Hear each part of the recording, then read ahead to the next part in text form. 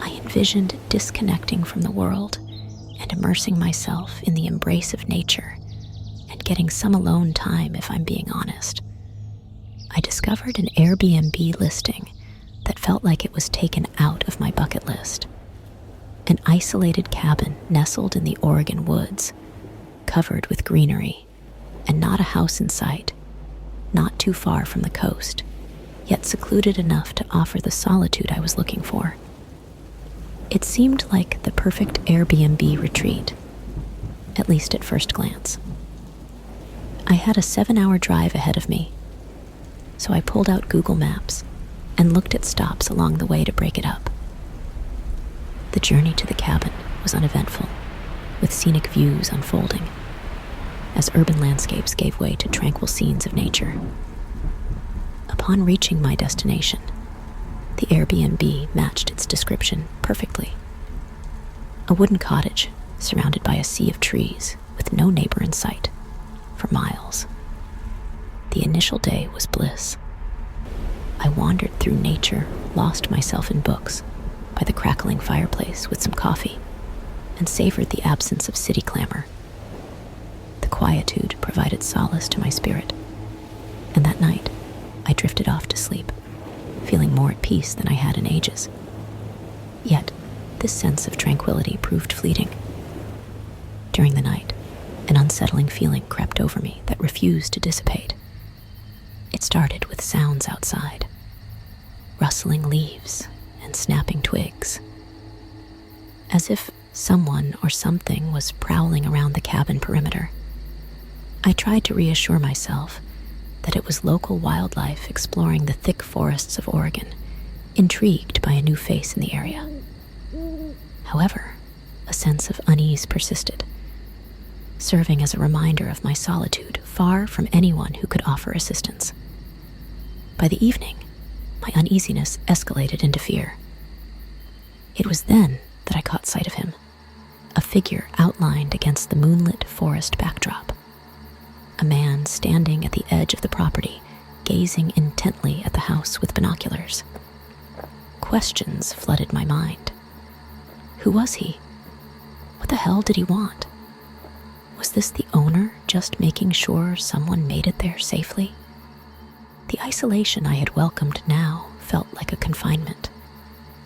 I secured all doors and windows in an attempt to secure the place. My anxiety was going through the roof. I didn't get much sleep that night, as you can imagine. I called the owner the next day, but no answer. The next night brought his return. This time, he approached boldly, testing doorknobs and tapping on windows around the house, trying to peek in.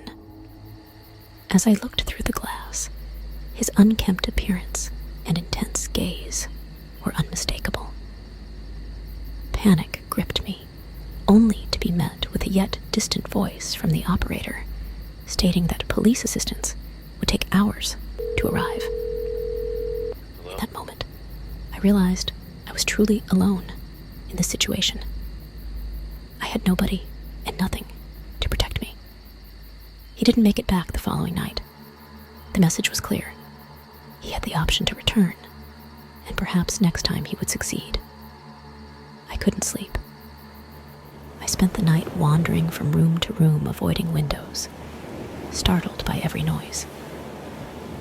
By morning, I was a wreck, my nerves on edge, feeling a loss of security. Determined not to endure another night, I made the decision to leave at dawn. Packing was chaotic. I didn't care about leaving things. All that mattered was getting away.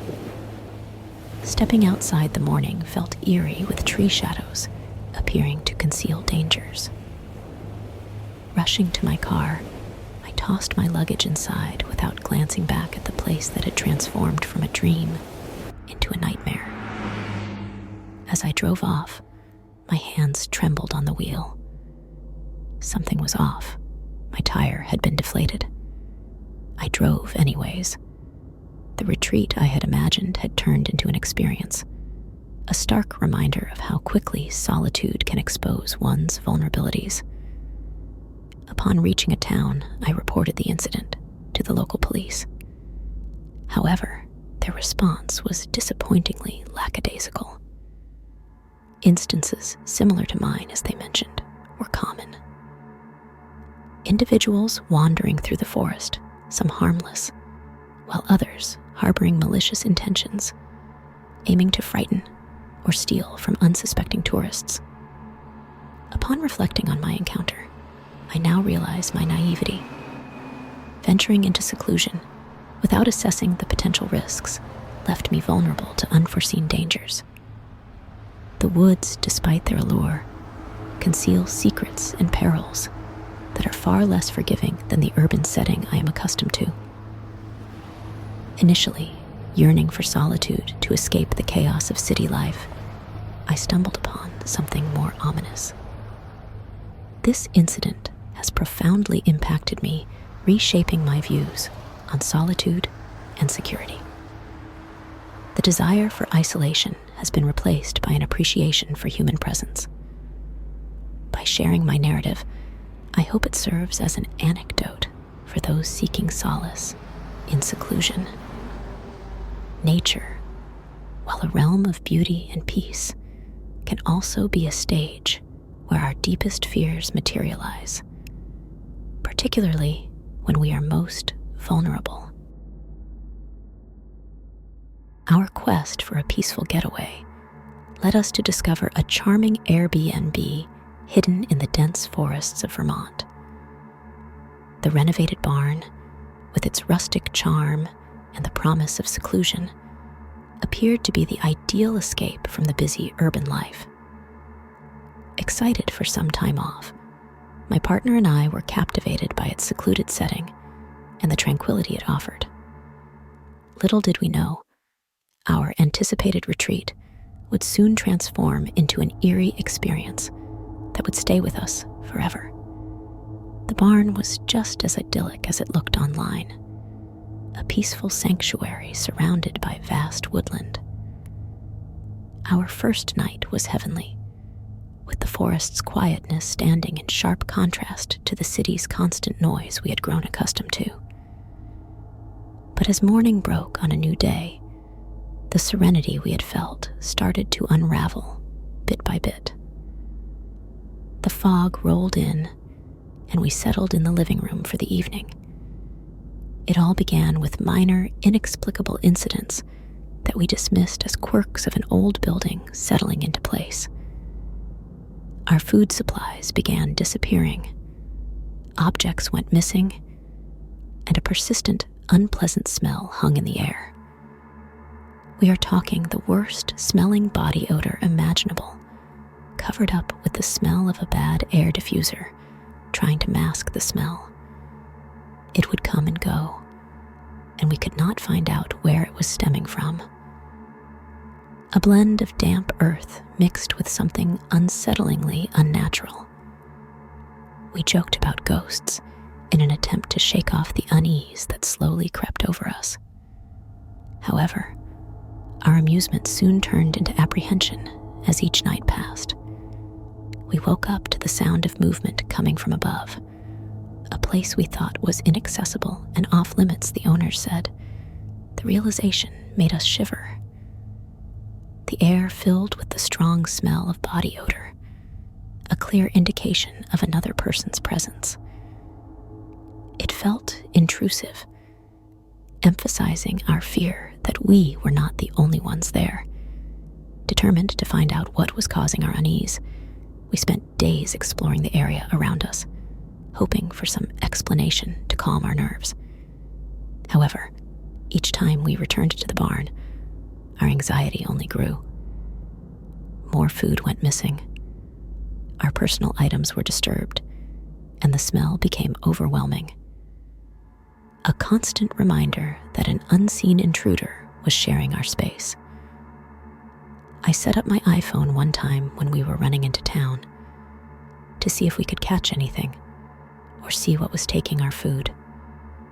We went into town for a nice dinner and couple glasses of wine, maybe one too many.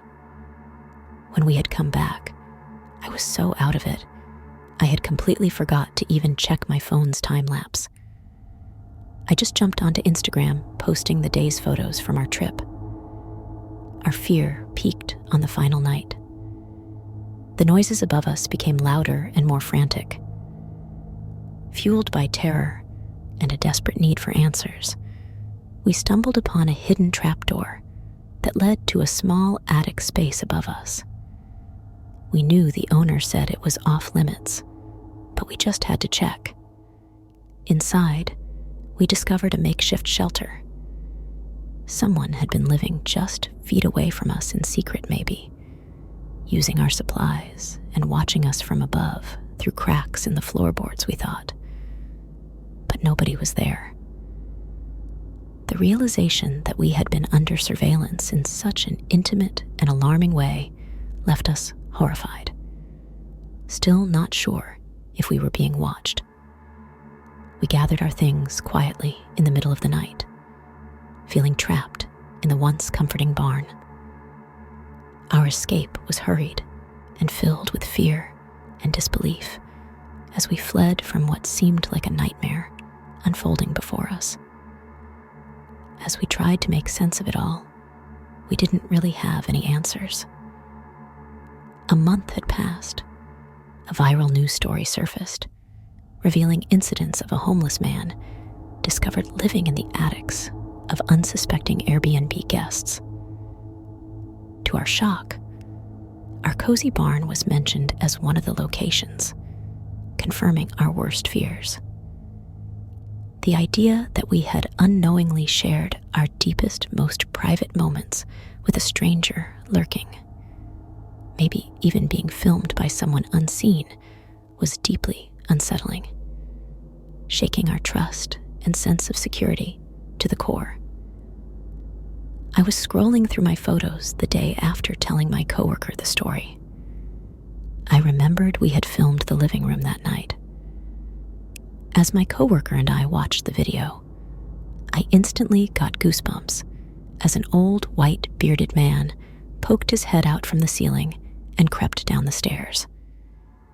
He then began eating our food, shoving things in his pockets, and proceeded to go to my suitcase, grabbing my most personal things, licking and smelling them. My skin turned ice cold. I was humiliated, violated, and scared beyond belief.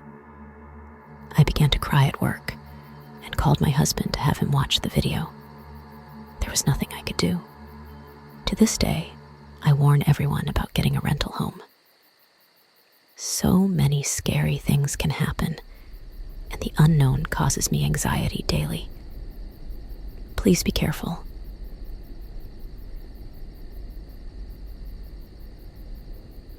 The memory of what happened during that supposed-to-be tranquil family hike in the dense woods still haunts me, gnawing at the edges of my consciousness and turning what used to be our beloved family outings into nightmares.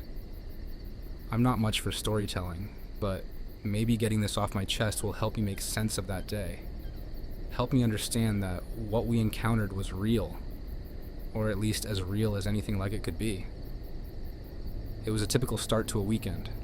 Clear skies, a slight breeze, the kind of day that's perfect for a hike.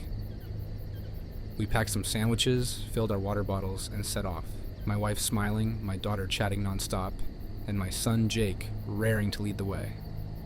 He's always been the adventurous one, 10 years old and fearless, racing ahead on the trail but never too far that we'd lose sight of him, until that day. As we ventured deeper into the forest, the trees grew denser, their branches knitting together to form a dark canopy overhead. Light struggled to penetrate this natural barrier, casting the ground in perpetual twilight.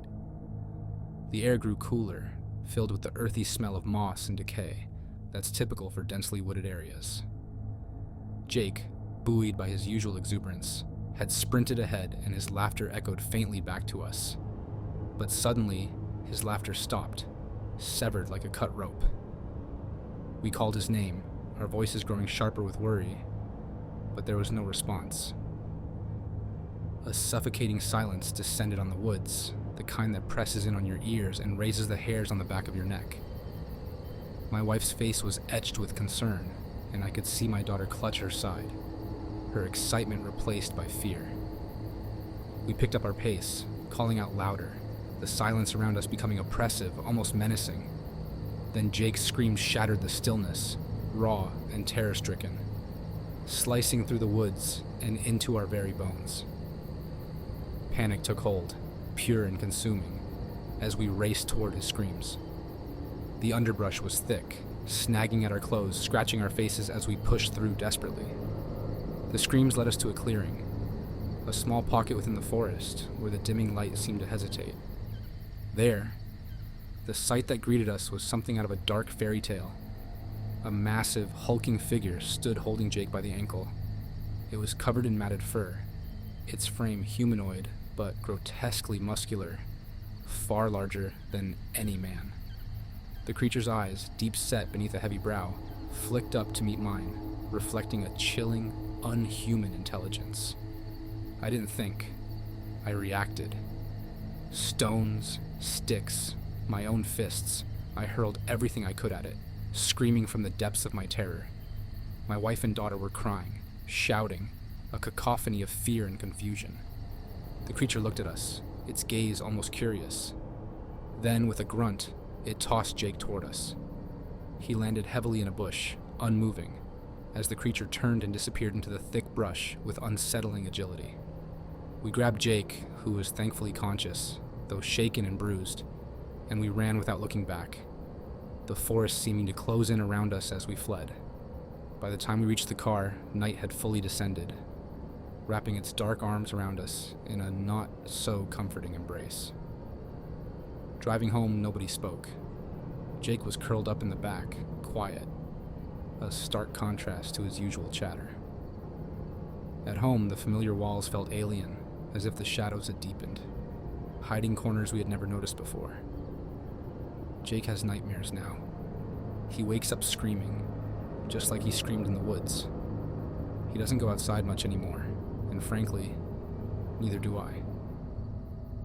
What haunts me the most about that day isn't just the terror or the sight of that thing holding my son.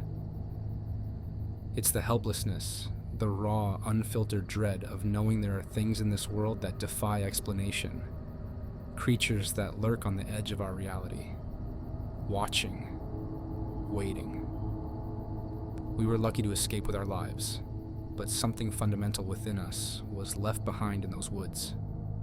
Every creak of the house, every rustle of leaves outside, sends a jolt of fear through me, a constant reminder that not all is as it seems, and that the world is far stranger and more terrifying than I ever imagined.